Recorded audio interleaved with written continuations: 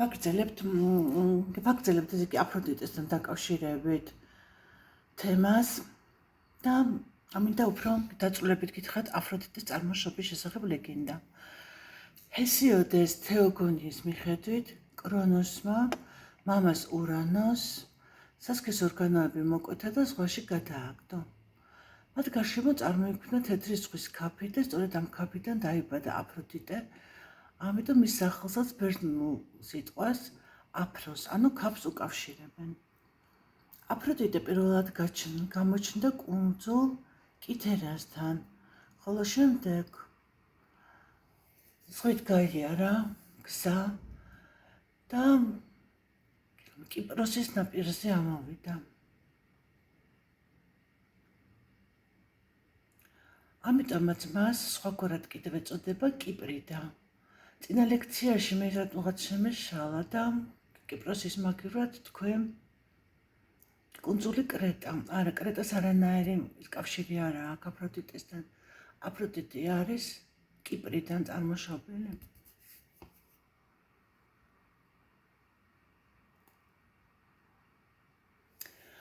იმისათვის რომ ქალში იყოს აფროდიტეს ენერგიები კონცენტრირებულად, საჭირო არის ესტროგენების, ანუ ჰორმონ ესტროგენების მაღალი კონცენტრაცია, საკვერცხლების აქტიურობა და მასში სისხლის კარგად მიწოდება. თუ კი ქალი დღის მანძილზე რაღაცა ის გარკვეულ ცხოვრებისეულ სიამოვნებას იღებს და დუნდება, ასევე დუნდება მისი მუცელი და ეს სასიცოცხლო ენერგიას აახლებს მის მენჯის შიდა არეში, ანუ მუცლის ქვედა არეში, ქვედა დანტიანში.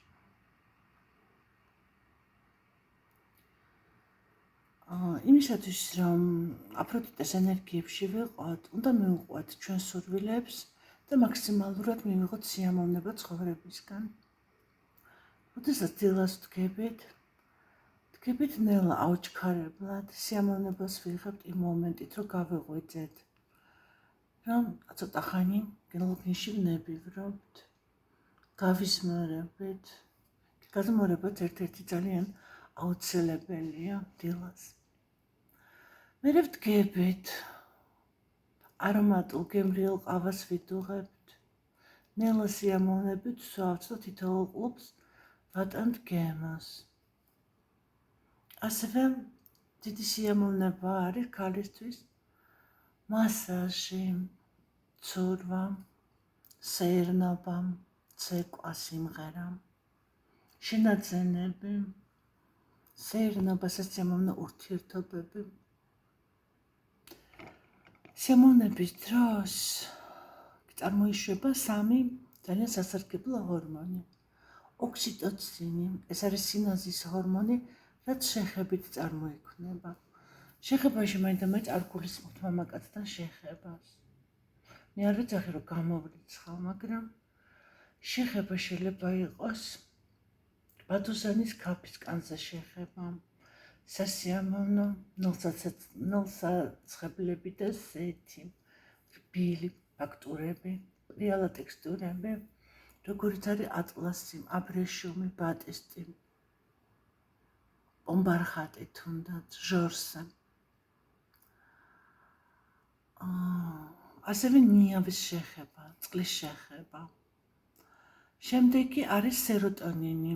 ეს არის ჩვენი პატარ-პატარა სურვილების ასრულებით. ანუ, უბრალოდ ეს ჰორმონი გამოიყოფა ამ დროს.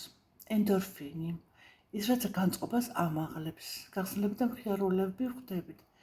ეს არის ვარჯიში, ცეკვა, სიმღერა, კომუნიკაცია, სასიამოვნო კომუნიკაცია, სიცილი, იუმორი, ხიარულება.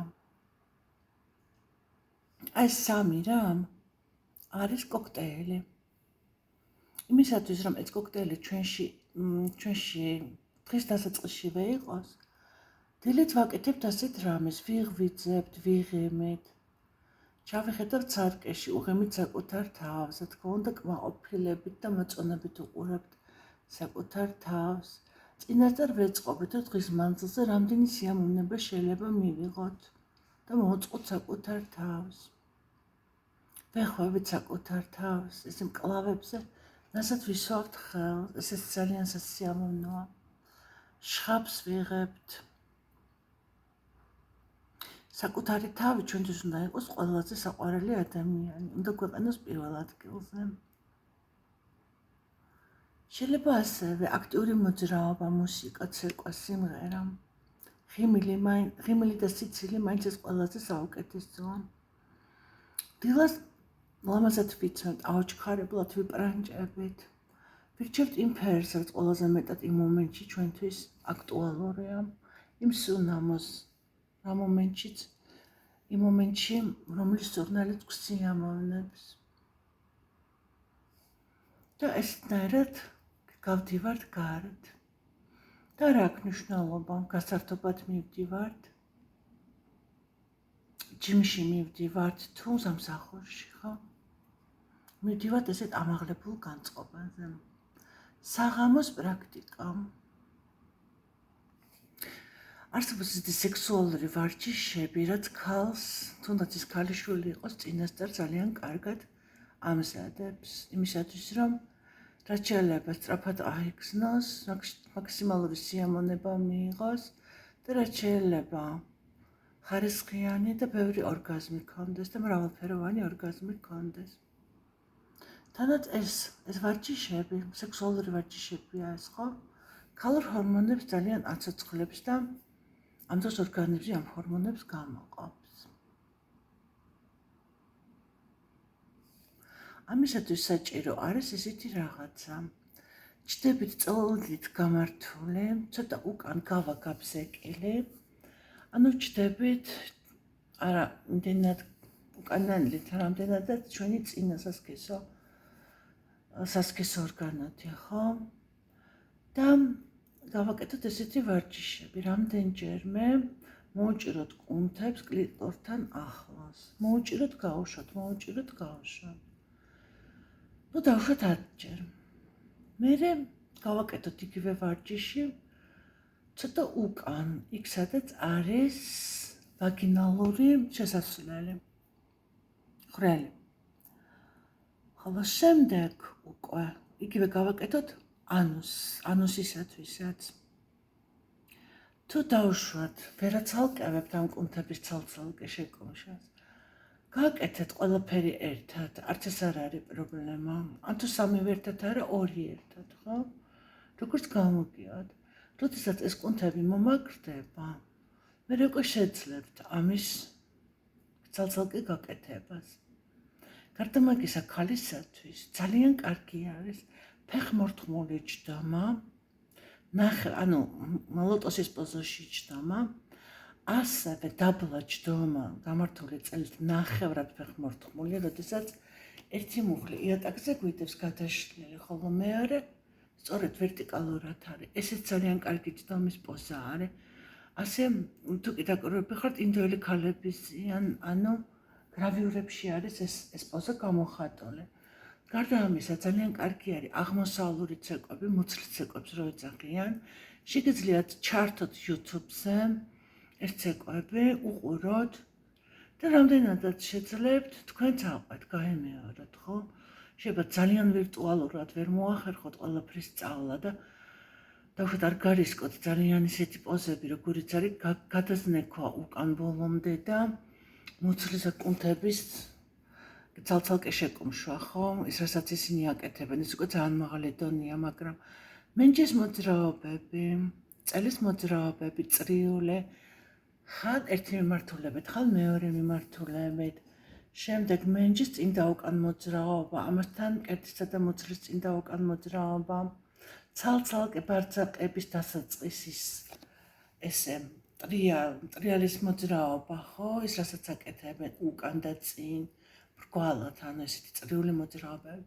ის რაც მარტივი არის, ასევე ხელებით მოძრაობა, როგორ განასახიერებენ ხელებით ზღვის ტალღების მოძრაობას. ეს ცეკვები საერთოდ ძირითადად ასახავს გველის კულტს და ცეცხლის კულტს, ამიტომ არის ესეთი დაკლაკნელი მოძრაობები და ძალიან სასარგებლოა. ასევე რა თქმა უნდა სასარგებლო არის მუცლის პრესის ვარჯიშები, როგორც ქვედამუცლის, ასევე ზედამუცლის და ასევე მუცლის გვერდითი კუნთებისა. ეხლა მე აქ ესე სეპირად ამის ახსნას არ დავიწყებ, მაგრამ ნებისმიერ ჯიმში ტრენერი, მწვრთნელი სწორედ, ყველაფერს აგიხსნით და გასწავლეთ. ასე რომ შეგიძლიათ. ეხლა კი დროებით დაგემშვიდობ.